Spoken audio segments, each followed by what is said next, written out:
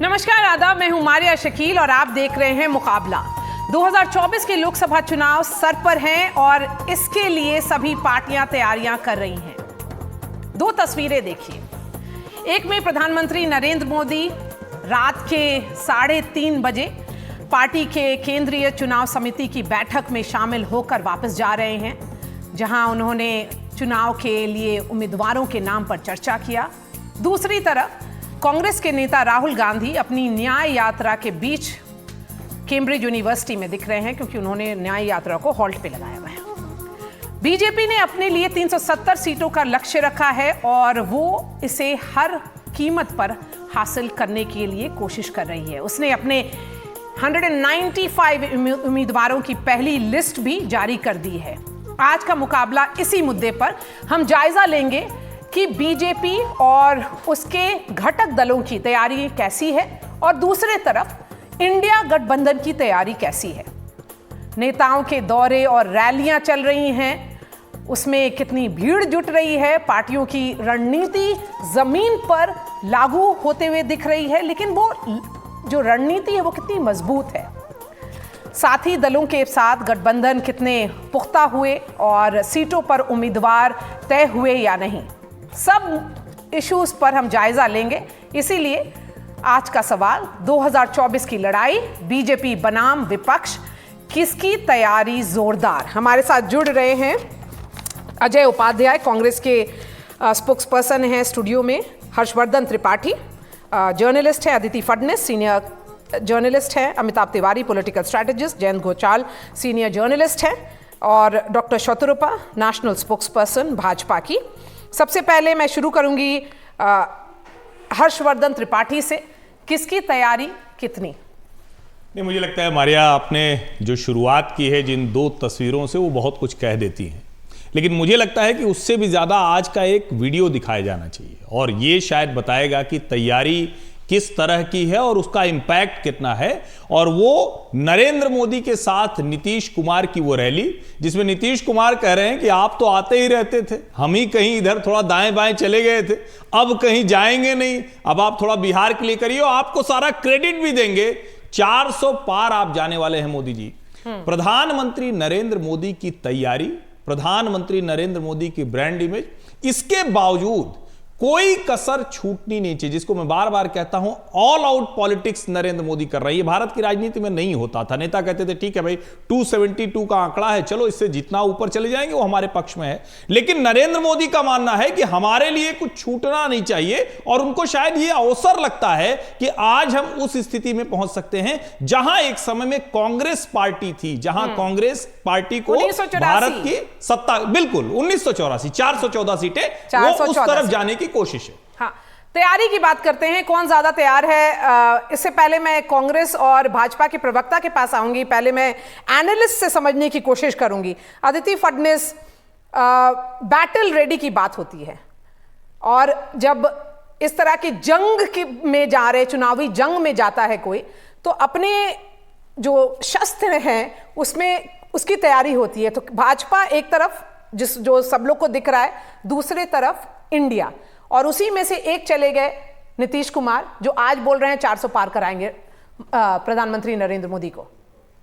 देखिए, मुझे वो दिन भी याद है जब भाजपा की 2 सीटें थी और जब उनकी नेशनल एग्जीक्यूटिव हुआ करती थी तो वो किसी के ड्राइंग रूम में हो जाती थी, वो कोई खास उसका कोई प्रबंध नहीं करना पड़ता था, क्योंकि और बल्कि ये भी था कि उनको लोग नहीं मिलते थे जो कि लड़ें।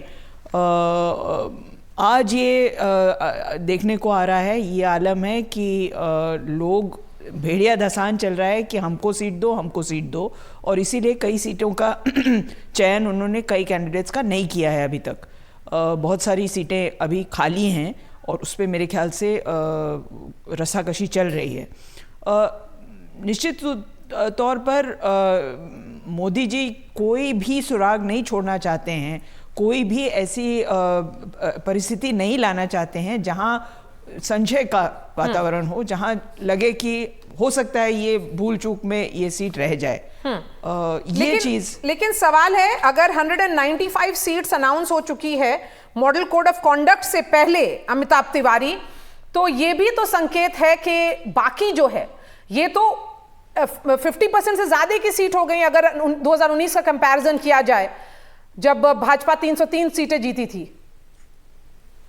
जी, तो भाजपा पिछली बार 435 सीटों पे लड़ी थी और इस बार ज्यादा सीटों पे लड़ेगी, क्योंकि अकाली दल पंजाब में और तमिलनाडु में AIADMK दोनों अलायंस से बाहर हो चुकी है, तो भाजपा को वहां पे लड़ना पड़ेगा। अब आप जब चुनावी तैयारी की बात कर रहे हैं तो एसेंशियली 5-6 चीजें होती हैं। पहला है प्राइम मिनिस्टर का चेहरा, वो एनडीए में क्लैरिटी है क्योंकि इंक्रीजिंगली प्रेसिडेंशियल स्टाइल इलेक्शन होता है। दूसरा है सीटों का बंटवारा अलायंसेस में, तो वहां दोनों तरफ ठीक ठाक है, लेकिन दो मुख्य दल जेडीयू और आरएलडी इंडिया ब्लॉक से एनडीए ब्लॉक में आ चुके हैं, तो वहां पे एक झटका मिला इंडिया ब्लॉक को। सीटों की अनाउंसमेंट आज हो गई 195, तो फर्स्ट मूवर एडवांटेज एनडीए को उसकी वजह से है। फिर है कैंपेन सॉन्ग और campaign theme. Campaign theme NDA का तो क्लियर है, वंस अगेन मोदी, एक बार फिर मोदी सरकार, और सॉन्ग भी उन्होंने एक लॉन्च कर दिया है, इसलिए लोग मोदी को चुनते हैं।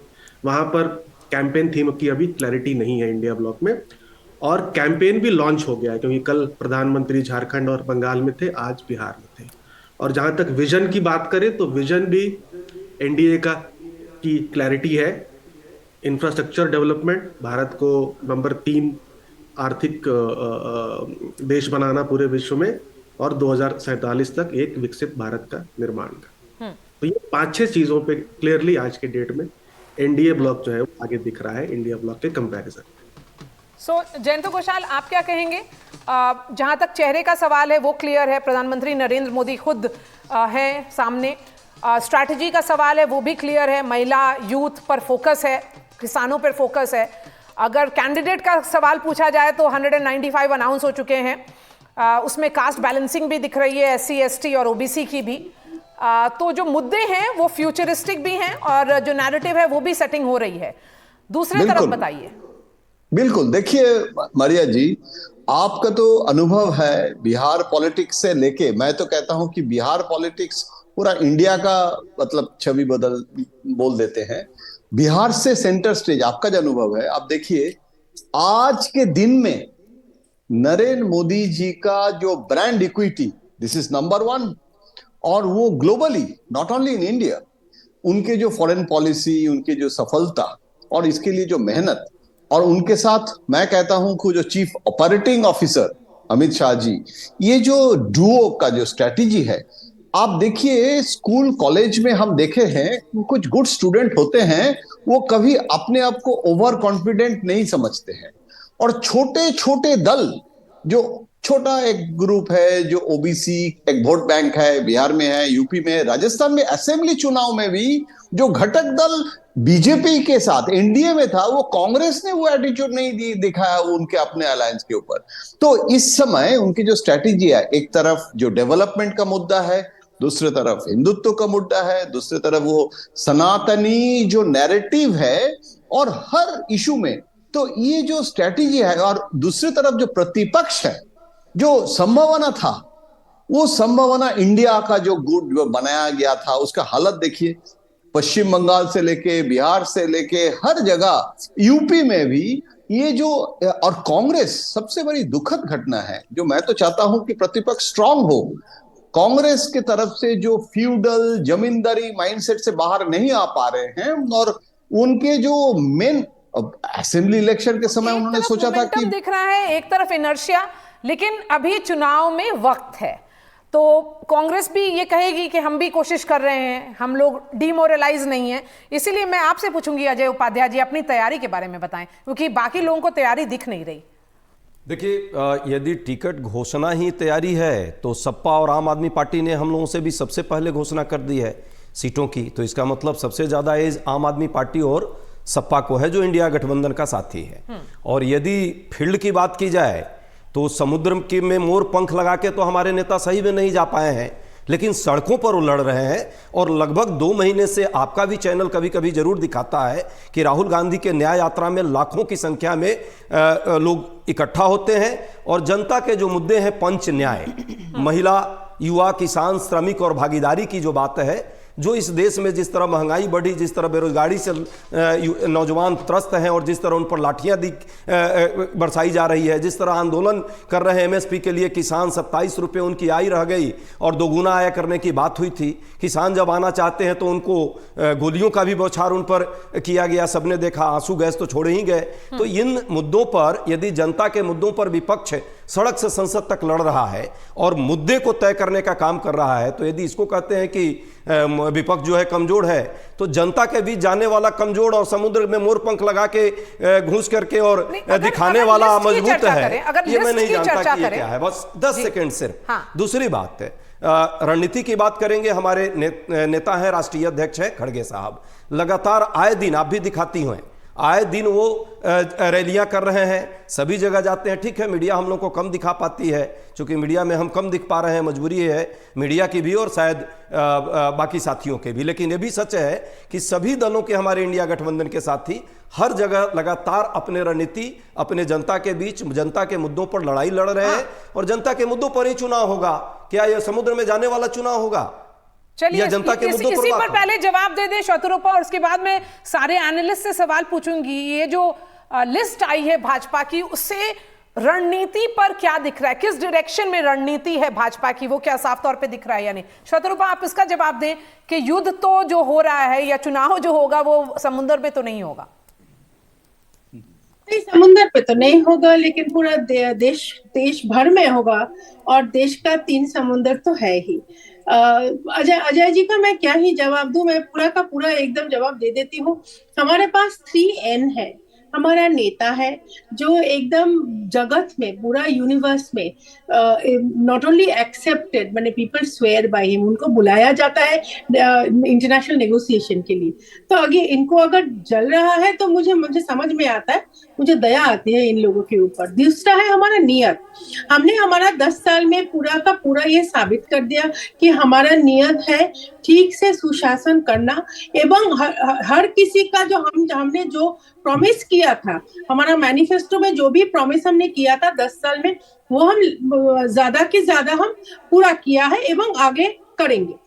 तीसरी बात यह है कि हमारा नीति बहुत क्लियर है, हमारा आइडियोलॉजी, हमारा प्रिंसिपल्स, हमारा हम जो करना चाहते हैं, हमारा उद्देश्य क्या है, ये हम एकदम पूरा क्लियरली हम जनता को बता चुके हैं। ये एकदम साबित है, इतना हमने जो नीति और नेता एकदम साफ तौर पर क्लियर है। हर्षवर्धन जी, अब चलिए ये बताइए कि इस लिस्ट से क्या संदेश है, क्या बड़े संदेश हैं? देखिए, मुझे लगता है कि सबसे बड़ी बात जिसको हम लोग भी बार बार चर्चा कर रहे थे और उसमें लग रहा था कि कोई बहुत बड़े प्रयोग होंगे, भारतीय जनता पार्टी ने कोई बहुत बड़े प्रयोग नहीं किए। जो अगर हम पूरी लिस्ट को देखें तो जहां जहां उसे लगता था कि उनके नेता ठीक प्रदर्शन कर रहे हैं, उनके सांसद ठीक प्रदर्शन कर रहे हैं, यहां तक कि जिन सीटों पर भी वो हारे वहां भी उन्होंने उनको रिटेन किया। लेकिन जहां उनको लगा कि नहीं, यहां कुछ बदलाव होना चाहिए, हम जिस दिल्ली में बैठे हुए उन्होंने पूरी तरह से, एक तरह से कहें कि एकदम से पूरे घर के बदल डाले हैं, जो बचे हुए हैं वो भी शायद बदले जाएंगे, इसीलिए रोके हुए हैं। जो नए चेहरे हैं, फ्रेश चेहरे हैं, उनको देने की कोशिश की। लेकिन एक चीज थोड़ा सा न समझ में आने वाली बात है, और मुझे ये सचमुच लगता है, अब जैसे आपने फिर से जगदंबिका पाल को टिकट दे दिया, फिर से हेमा मालिनी को टिकट दे दिया, यानी जो चेहरे आपके बहुत पुराने हो गए, इसका मतलब ये कतई नहीं कि वो नेता, वो जो जिसको कहते हैं कि उम्र के लिहाज से, लेकिन किसी जगह पर आप कहते हैं कि एकदम फ्रेश चेहरे चाहिए, दूसरी तरफ आप बहुत उम्र दराज लोगों को भी लेकर आते हैं, वो थोड़ा सा चौंकाता है। लेकिन ओवरऑल अगर लिस्ट देखें तो मुझे लगता है कि एक स्ट्रांग लिस्ट है। भारतीय जनता पार्टी ने सामाजिक समीकरण को, और जिसको बार बार वो कहते हैं कि अगर कोई पिछड़ी जाति की बात करेगा, शत्रुपा, सवाल ये है जो अभी कांग्रेस के एक प्रवक्ता ने कहा है, टिकट क्यों कटे? अगर प्रज्ञा ठाकुर, मीनाक्षी लेखी, रमेश बिदूरी, प्रवेश वर्मा, क्या ये लोग जीत नहीं सकते थे? क्योंकि चुनाव तो नरेंद्र मोदी के नाम पर है। Shatrupa, sorry, I didn't realise. देखिए, ये तो पहला लिस्ट है, और बाकी भी आने वाला है, लेकिन बीजेपी का ये भी माना जाए कि ये जो एमपीज हैं, जो सांसद हैं, वो नाकारे हैं, वो काम नहीं कर रहे थे, और ये भाजपा एक्सेप्ट कर रही है, इसीलिए उनके बदले में नए चेहरे आए। नहीं, देखिए, ये हमारा जो पहला लिस्ट है, ये शायद ये ऐसा लिस्ट है कि जहाँ पे कम डिस्कशन होना चाहिए, जिन लोगों को ऊपर भाजपा को आस्था है। अगर कोई काम नहीं कर रहा है, ये जनता को लग रहा है, that I am sure the top level will sort out. लेकिन बाकी जो लिस्ट आने वाला है, पहला वक्ता ने बोला है कि बहुत सारा चमक होना चाहिए। चमक होना जरूरी नहीं है, हमारा चमक तो एक ही जन है। और नरेंद्र मोदी जी का दिखाया हुआ जो आगे का जो रास्ता है उसी पे चल रहा है, हमारा जो आइडियोलॉजी है उसी पे चलना है। हाँ, ये आप बोल सकते हैं कि 195 जो अनाउंस हुआ है प्राइम मिनिस्टर नरेंद्र मोदी के नाम पर है। अदिति यही सवाल ये इधर भी होगा। एक तरफ स्ट्रैटेजी, एक तरफ कांग्रेस अपने इनर्शिया से बाहर नहीं निकल पा रही है। राज्यसभा के जो चुनाव है वो साफ तौर पे दिखा रहे हैं, जो कैंडिडेट्स उन्होंने फील्ड किए हैं, तो क्रिटिसिज्म कैसे होगा? मेरे ख्याल से जो हम लोगों को उम्मीद थी कि बहुत सारे लोग बदले जाएंगे, नए चेहरे आएंगे, एक उम्र के बाद चुनाव में आप शिरकत नहीं करेंगे, ये सब चीज़ें कम से कम ये लिस्ट तो नहीं दर्शा रही है, ऐसा मुझे लग रहा है। राजनाथ जी अब भी लखनऊ से लड़ेंगे, हालांकि 72 क्रॉस कर चुके हैं वो। जिस आदमी ने ज्योतिरादित्य सिंधिया को 1.5 लाख वोटों से हराया था गुना में, उसका टिकट काट दिया गया है और ज्योतिरादित्य को वो टिकट दे दिया गया है। उसके अलावा बहुत सारी ऐसी सीटें हैं जहाँ पर कि सवालिया निशान बना हुआ है। हमें अभी तक ये नहीं मालूम कि नागपुर से कौन लड़ेगा। तो कुल मिला के एक अजीब सी स्थिति है। और जिन चीज़ों के बारे में हम लोगों ने सोचा था और बीजेपी ने हम लोगों को ये बताया था कि ऐसी सोच है, वो कम से कम ये लिस्ट तो नहीं दिखा रही है। तो ये क्या लिस्ट एक मारे मुझे लगता है वो पॉइंट आउट करना चाहिए। क्या ये लिस्ट वो 400 पार का लिस्ट लग रहा है? ये भी पूछ रही है अभी तक की जो स्थिति है, निश्चित तौर पर जिसको कहते हैं कि बेस्ट सुटेबल कैंडिडेट्स दिए हैं। और देखिए एक चीज है, मुझे लगता है नरेंद्र मोदी और अमित शाह ने, जेपी नड्डा ने इस लिस्ट में एक बात का ध्यान रखा है, जो भी बहुत ज्यादा जिसको हम कहते हैं ना विवादित चेहरे, विवादित नाम, उनको लिस्ट से बाहर किया गया है। और शायद जिसकी हम बात कर रहे हैं, अब देखिए ब्रिजभूषण शरण सिंह के लिए तो थोड़ा धड़कन उनकी बढ़ी होगी, क्योंकि उनका जिस तरह पूरी पार्टी की छवि एक आदमी ने खराब कर दी। अब क्या जब 400 पार और 370 पार की तरफ जा रहे हैं तो क्या एक आदमी इतना भारी पड़ सकता है? तो मुझे लगता है शायद इसका भी ध्यान दिया गया है। रमेश बिधूड़ी हो या दूसरे ऐसे नाम, उसमें ये सबसे जिसको कहे कि प्रमुख वजह बनी है जिनके टिकट कटे। हाँ, तो लेकिन जयंत घोषाल, आप बंगाल के लिस्ट का अगर देखें या फिर ओवरऑल नॉर्थ ईस्ट का देखें, तो आप साफ तौर पे दिख रहा है कि 2 यूनियन मिनिस्टर्स को ड्रॉप किया गया है। तो आप अगर no confidence against union ministers बोलते हैं, जो MOSs हैं, तो वो भी तो एक क्लियर इंडिकेशन है कि उन्होंने काम ठीक नहीं किया। नहीं, देखिए मारिया जी, आप शायद आप जानते हैं, हमसे ज्यादा भी जानते हैं, पश्चिम बंगाल सिर्फ नहीं, हर जगह, जैसे हेमा मालिनी जी का जिक्र किए थे, ये अमित शाह जी ने मीटिंग में इंटरनली बार बार एक वर्ड यूज करते हैं, वो है विनेबिलिटी। और उसमें जैसे दूसरे पार्टी में होते हैं ना कि ग्रुप पॉलिटिक्स, ग्रुप लीडर्स, यहां तो मोदी जी और अमित शाह जी जो बोलेंगे उसमें ऐसे कोई चेहरा है ही नहीं जो इसको काउंटर करते हैं, या ग्रुप पॉलिटिक्स होता है। यहां जो इशू है, 2-3 ऑर्गेनाइजेशन के थ्रू सर्वे किया गया है, और अगर हेमा मालिनी नहीं जीतते हैं, ऐसे अगर सर्वे रिपोर्ट कहते थे, तो हेमा मालिनी जी को टिकट नहीं मिलता। नहीं, लेकिन तो ये जो इश्यूज हैं, वो इश्यूज मैं थोड़ा सा दूसरे तरीके से पूछती हूँ, पुराने नाम क्यों कटे, यही सवाल है। लेकिन अगर ये भी तो एक्सेप्टेंस है कि वो सीट्स पर एंटी इनकम्बेंसी थी। नहीं, वो केस ये जो लीडर्स थे वो अनपॉपुलर थे, इसलिए हटाया गया। हाँ, अनपॉपुलर है तो मानना पड़ेगा। ये लोकल इनकम्बेंसी भी होते हैं ना, बहुत सारे जो एमपीज हैं। हेमा मालिनी कहां से अनपॉपुलर हो गई? नहीं, ये पॉपुलर, वो अनपॉपुलर नहीं है। वो जो तस्वीरें आ रही थी 2019 के चुनाव में, वो साफ तौर पे दिख रही थी कि वो एक ऐसी सांसद हैं जिनके जो शायद वहां पर भी मिसफिट हैं। नहीं, उसमें ये सर्वे जो है उसमें दिखा जाता है कि चेंज करने से, अगर मान लीजिए भाजपा को अगर ये असेसमेंट होता कि ये सीट हेमा मालिनी की जगह और कोई होंगे तो वो हारेगा, तो क्या BJP is ready to afford to give another candidate? Shatrupa जवाब दीजिए, उसके बाद मैं यहाँ पर अजय उपाध्याय को लाऊंगी। प्लीज शत्रुपा। मारिया, आप बंगाल के बारे में पूछ रहे थे, बंगाल का मैं इतना कह दूं कि only half the seats have been declared. I think 18 seats have been और वही डिक्लेयर्ड। ज्यादातर स्टेट्स में हुआ है। हाँ, तो अगर ज्यादातर आप देखेंगे तो बीजेपी का एक टेंडेंसी है, हम खुद ही बोलते हैं BJP is a party with a difference, and BJP never ceases to surprise. अभी आप जैसे सोचते होंगे, जैसे अदिति जी ने बोला था, ये अंदाजा हमको नहीं था, ये तो कोई चौंकने वाला लिस्ट नहीं है। मैं अदिति जी को बहुत रिस्पेक्ट करती हूँ, मैं रिस्पेक्ट के साथ कहती हूँ कि अभी देखिए, अभी ये तो सिर्फ शुरुआत है, बाकी बहुत सारे सीट्स है। चलिए आगे, पिक्चर अभी बाकी है, पिक्चर अभी बाकी है, शत्रुपा बोल रही है। लेकिन आप ये मानेंगे कि अजय उपाध्याय, ये टफ कॉल्स होते हैं जो शायद आपकी पार्टी विजिबली दिखती नहीं है लेते हुए, पॉपुलिस्ट डिसीजंस लेते हैं, क्योंकि अगर आप यूनियन मिनिस्टर्स के टिकट काट रहे हैं तो एंटी इनकम्बेंसी, अगर उनकी रिपोर्ट सर्वे में आया है कि ये लोग अनपॉपुलर है तो उनको हटा दीजिए और वो सीट फिर निकल जाएगी। देखिए, सर्वे क्या है नहीं है तो, और भाजपा का आंतरिक मामला है, मैं उस पर जाना भी नहीं चाहूँगा। हर पार्टी का अपना विशेषाधिकार है कि किसको टिकट देती है, कैसे देती है, क्या प्रक्रिया है। बट हमारे यहाँ क्लियर प्रक्रिया है। पहले जिले लेवल की जो हमारी कमेटियाँ हैं उनसे रिपोर्ट मांगी जाती है, प्रदेश इलेक्शन कमेटी बैठती है और अभी केंद्रीय कमेटी की हमारी बैठकें चल रही है। शीघ्र ही उस पर चर्चा होकर के हमारा भी लिस्ट अगले वीक तक आपको दिखेगा विजिबिलिटी के साथ।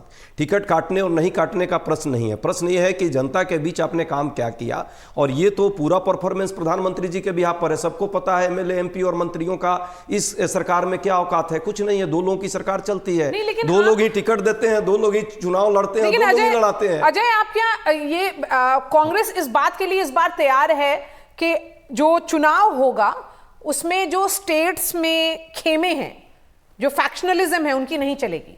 नहीं, कभी नहीं खेमे। देखिए, आंतरिक लोकतंत्र में बात रखने का, चर्चा करने का, विमर्श करने का एक तरीका है और वो होना चाहिए। क्यों नहीं? लोकतंत्र की बात आप करती हैं और पार्टियों के अंदर लोकतंत्र नहीं, और पार्टियों के अंदर यदि चर्चा होती है तो उसको आप कहने के लिए आप खेमा कहिए। जहां एकदम कंट्रोल है वो तानाशाही है, और जो तानाशाही चल रही है, ऐसा नहीं है कि बाकी पार्टियों में जिनके टिकट कटे हैं वो मोदी जी का भजन कर रहे हैं, लेकिन वो बोल नहीं सकते। ईडी सीबीआई का वॉशिंग मशीन वाला मैकेनिज्म है जिसके कारण बेचारे एक शब्द नहीं बोल पा रहे हैं। मंत्रियों का टिकट कटा है, क्या वो चुप है? और इतने दिन तक मंत्री क्यों बने हुए थे?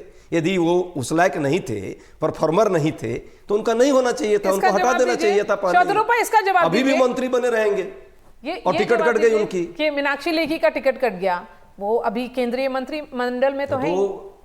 परफॉर्मेंस उनका खत्म है, खराब है, उनको तो हटा देना चाहिए। जनता के साथ धोखा है यदि ऐसा हो रहा है। हाँ, बोले शत्रुपा।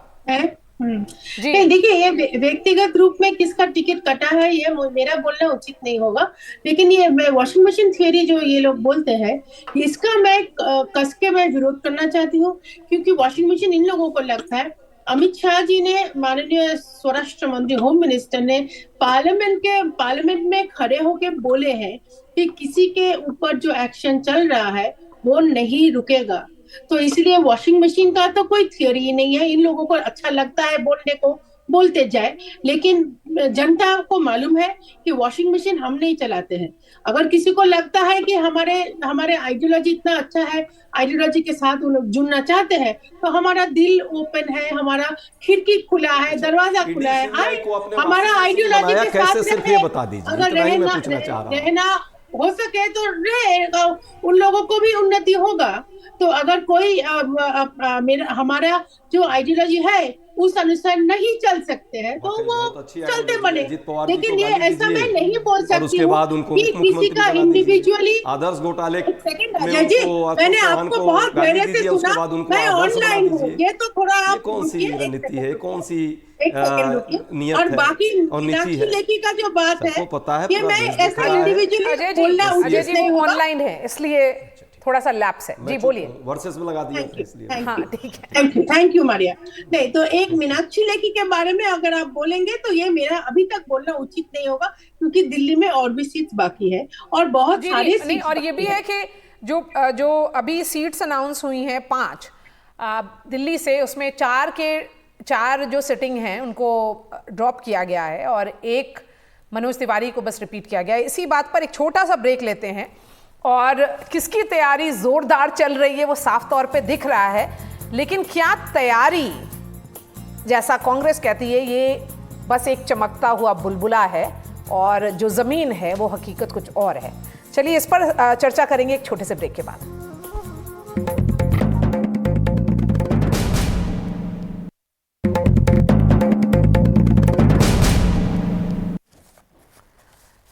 आप देख रहे हैं मुकाबला, मैं हूं मारिया शकील। किसकी तैयारी जोरदार, और सवाल ये भी है कि 195 सीट्स अगर भाजपा ने अनाउंस कर दिया तो दूसरी पार्टी की लिस्ट कब तक आएगी, और अगर लिस्ट में डिले होगा तो तैयारी कैसे होगी। हर्षवर्धन जी, ये सेगमेंट कंक्लूडिंग सेगमेंट है तो मैं आपसे शुरुआत करूंगी। एक चुनाव एक पूरी फुल प्लेट होता है, फुल थाली होता है, उसमें बहुत सारे इंग्रेडिएंट्स होते हैं।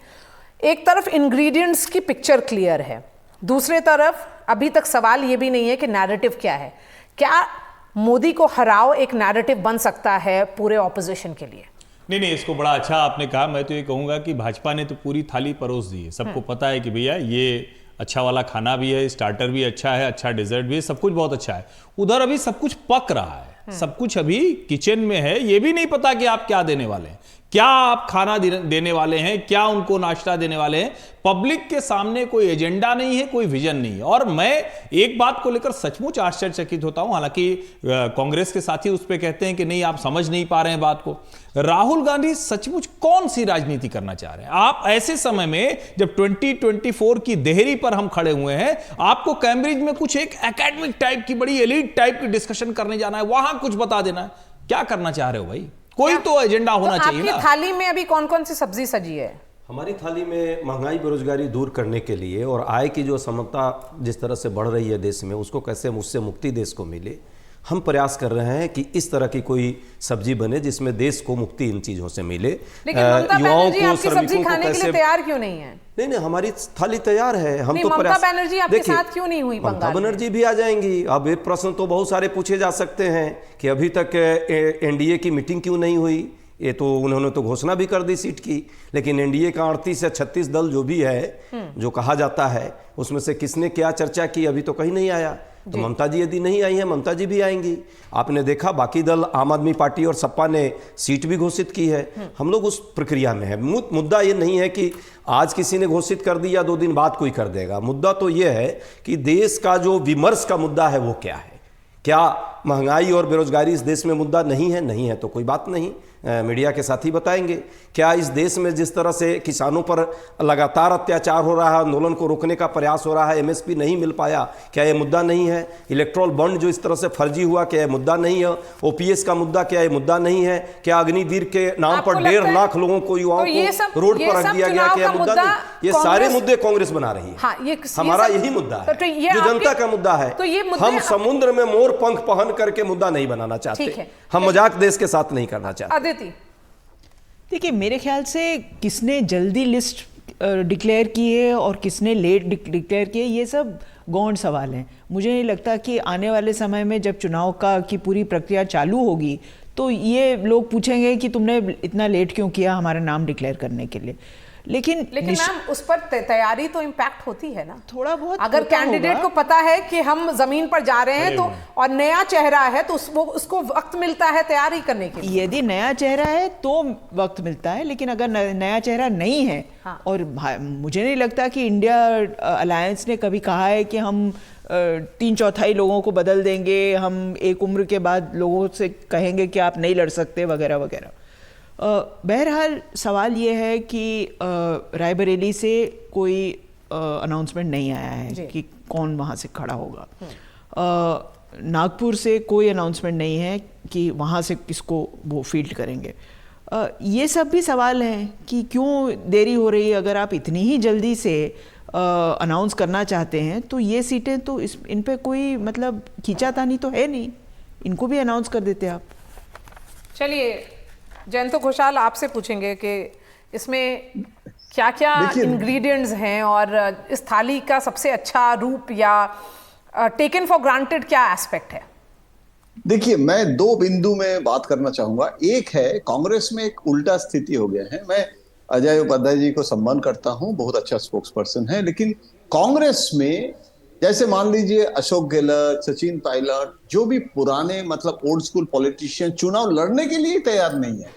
मेरे पत्रकार के नाते कुछ जो इन्फॉर्मेशन आ रहे हैं, कमलनाथ जी कहिए, इवन छत्तीसगढ़ के जो फॉर्मर चीफ मिनिस्टर और डिप्टी चीफ मिनिस्टर, तो ये एक समस्या आ गया राहुल गांधी जी को कि किसको चुनाव में लड़ाएंगे, किसको नहीं लड़ाएंगे। और जो बीजेपी में सुविधा है कि बीजेपी में जो भी अगर आपका नाराजगी भी है, जो असेसमेंट है हाईकमांड के, अच्छा जैसे आप कह रहे हैं कि एनडीए के साथ एनडीए का वेटिंग नहीं हुआ, लेकिन ये बीजेपी का लिस्ट है। लेकिन जानकारी के लिए ये भी हमको ध्यान में रखना चाहिए कि जितने घटक दल है एनडीए का, सबके साथ अमित शाह जी ने और नड्डा जी ने एक एक करके यूपी बिहार सब अलग अलग बात करके, अभी इस समय जरूरत नहीं था। वो बीजेपी का तो पावर में है, एरोगेंस दिखा सकते थे। सारे लोग वापस भी आ गए, नीतीश कुमार आ गए, बातचीत कर रहे हैं ना, बातचीत करने का अगर नरेंद्र मोदी जी का ये अगर एटीट्यूड होता कि हमको तो इक्विटी है, चुनाव में हम जीत सकते हैं, तो क्या जरूरी है सबके साथ बात करना। अब पश्चिम बंगाल के बात कर रहे हैं कि देखिए एरोगेंस पे नहीं करता है। सोनिया जी रामविलास पासवान जी के साथ बात करने के लिए वॉक करके, मैं अभी भी याद हो कि वो घटक दल था, उसको मनाने के लिए उनके घर चले गए थे जनपद में। और आज अभिषेक बनर्जी को 6 बजे सुबह टाइम दिया था मिलने के लिए राहुल गांधी, और उस समय अभिषेक बनर्जी ममता जी को कहा कि 6 बजे सुबह रात में को लिए दे सकते थे। तो ममता जी ने कहा अगर तुम नहीं जाओगे तो लगेगा कि we are showing the attitude, you are junior to him, तो चले जाओ सुबह 6 बजे। अच्छा ये तो एनटी रामाराव सुबह 4 बजे टाइम देता था, वो तो एक जमाना वंस अपॉन अ टाइम दे रहे थे एनटी रामाराव। ये राहुल गांधी के लिए ये जो एटीट्यूड है ना, लेकिन मीटिंग अगर होती है तो ये भी बहुत इंटरेस्टिंग एस्पेक्ट है। अमिताभ तिवारी, हमें तो ये पता था कि भाजपा कार्यालय में 3 बजे तक मीटिंग चल रही है। ये जो अगर इनविटेशन हो रहा है, अभिषेक बैनर्जी को राहुल गांधी बुलाते हैं 6 बजे बैठक के लिए, तो ये भी एक इंटरेस्टिंग एस्पेक्ट है इस चुनाव का। बुलाया था, पहले था। ठीक है, ऐसा होता है। जो टॉप लीडर्स होते हैं, सीएम पीएम और कांग्रेस प्रेसिडेंट लेवल के जो लीडर्स हैं, उनके पास जो वक्त होता है वो सुबह और देर रात ही होता है। तो हम भी जब कैंपेन्स करते हैं तो 8 बजे सुबह से पहले और 1-2 बजे रात के बाद ही मीटिंग होती है उनसे। लेकिन एक चीज मैं जरा यहाँ अदिति जी से थोड़ा डिसएग्री करता हूँ रिस्पेक्टफुली, कि एक अलायंस है जो लीडर के नाम पे वोट मांग रहा है, वो कैंडिडेट अनाउंस कर रहा है। दूसरा जो अलायंस है जिसके लीडर के नाम पे वोट पड़ने बंद हो गए हैं और वो अपनी सीटों की घोषणा नहीं कर रहा है, इसलिए वहां पे इंपैक्ट ज्यादा है, नेगेटिव इंपैक्ट, क्योंकि वहां कैंडिडेट को खुद के नाम पे वोट लाना है और पार्टी सिंबल पे वोट पड़ना है। गांधी परिवार के नाम पे आज वोट पड़ने कम हो गए हैं। तो ये बहुत बड़ा ऑप्टिकली नैरेटिव वाइज भी बहुत बड़ा डिफरेंस क्रिएट करता है। इस जो सीटों की घोषणा है वो पहले की जाए या बाद में, क्योंकि किसी भी कैंडिडेट को जो वोट मिलता है वो 1/3 लगभग लीडरशिप, 1/3 लगभग पार्टी सिंबल और 1/3 लगभग लोकल कैंडिडेट का मिलता है। तो आज लीडरशिप अगर कांग्रेस पार्टी की कमजोर है तो उनको पहले करना चाहिए। और भी जरूरी है कि उनको अपने कैंडिडेट्स की नामों की घोषणा करनी जरूरी, क्योंकि और भी जरूरी है कि जो कैंडिडेट है उनको पता चले कि वो चुनाव में जा रहे हैं, तो और तैयारी करके जा सके। शतरूपा 30 सेकंड आपको, और उसके बाद मैं ये डिस्कशन रैप अप करूंगी। बढ़िया, आप तो पूछ रहे हैं कि क्या पक रहा है। ये जो अजय जी ने 2 बार बोला ना, मयूर पंख लेके समुद्र में जाना, और ये बार बार जो राम मंदिर को स्थापना के लिए भी वो लोग they make fun of it. तो यही हमारा पकवा है, यही हमारा पकवा है, और हमने एकदम पूरा सजा के परोस दिया। पहली कोर्स ये जो 195 जो लिस्ट हमने दिया है, मैंने बोला भी, अदिति जी को बोला कि अभी ये तो ट्रेलर है, शुरुआत है, पहला पोर्शन है, अभी बहुत सारा पोर्शन मूवी पूरा बाकी है। एक बात। दूसरी बात यह है कि आपको जानकारी है, आप लोग कवरेज भी दिए हैं, हमारा रैलीज शुरू हो गए हैं। हाँ, माना कि अभी इलेक्शन का एमसीसी अभी तक डिक्लेयर नहीं हुआ, लेकिन मोदी जी जो बात जहाँ पे रख रहा है, जैसे भी बोल रहा है कि इलेक्शन कैंपेन शुरू हो गया है। और बाकी जो हमारा देश भर में ओवरऑल प्रिपरेशन, हर्षवर्धन जी ने बहुत सुंदर बोला था कि हमारा स्लोगन शुरू है, हमारा बाकी सब कैंपेन का गाना वगैरह सब कुछ है। हमने तो परोस दिया, हमने सिर्फ बोल दिया कि आओ आके लड़ लो, कि हम देने वाले हैं, उससे भी टकराओ।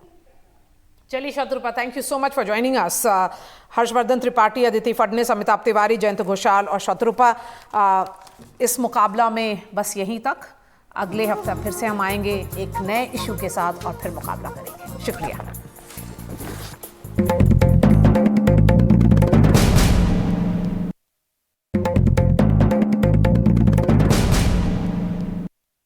भारतीय जनता पार्टी ने कोई बहुत बड़े प्रयोग नहीं किए। जो अगर हम पूरी लिस्ट को देखें तो जहां जहां उसे लगता था कि उनके नेता ठीक प्रदर्शन कर रहे हैं, उनके सांसद ठीक प्रदर्शन कर रहे हैं, यहां तक कि जिन सीटों पर भी वो हारे वहां भी उन्होंने उनको रिटेन किया। लेकिन जहां उनको लगा कि नहीं यहां कुछ बदलाव होना चाहिए, हम जिस दिल्ली में बैठे हुए उन्होंने पूरी तरह से, एक तरह से कहें कि एकदम से पूरे घर के बदल डाले हैं, जो बचे हुए हैं वो भी शायद बदले जाएंगे, इसीलिए रोके हुए हैं। जो नए चेहरे हैं, फ्रेश चेहरे हैं, उनको देने की कोशिश की।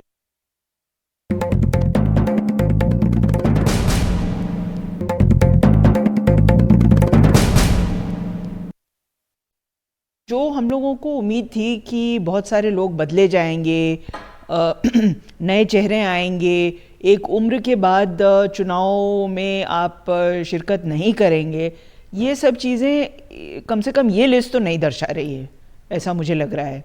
राजनाथ जी अब भी लखनऊ से लड़ेंगे, हालांकि 72 क्रॉस कर चुके हैं वो। जिस आदमी ने ज्योतिरादित्य सिंधिया को 1.5 लाख वोटों से हराया था गुना में, उसका टिकट काट दिया गया है और ज्योतिरादित्य को वो टिकट दे दिया गया है। उसके अलावा बहुत सारी ऐसी सीटें हैं जहां पर कि सवालिया निशान बना हुआ है। हमें अभी तक ये नहीं मालूम कि नागपुर से कौन लड़ेगा। तो कुल मिला के एक अजीब सी स्थिति है